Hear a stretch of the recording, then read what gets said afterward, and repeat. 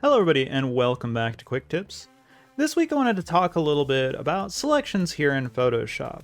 And in this image I have a bunch of people sitting around, and what I want to do is I want to change her shirt to match the branding of UT San Antonio. Right now it's yellow and I want to make it a little bit more orange so it fits in a little bit more with marketing.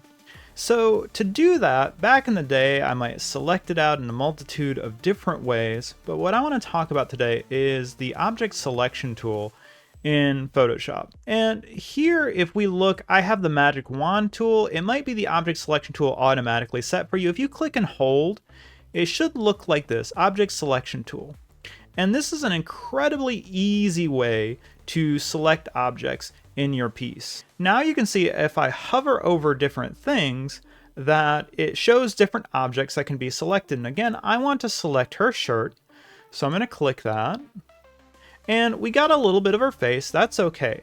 What I like to do, there's a bunch of different ways you can do this, but personally, I like to copy this and paste this so it's its own layer. Now what I can do with this is come down here to adjustments, this little bouncy ball right here, and then I'm going to go to Hue and Saturation. Now I can select to adjust the overall hue, and oh no, it's doing everything, it's doing the whole layer. But all I have to do to fix that, this little box right here, and now it's only on that layer.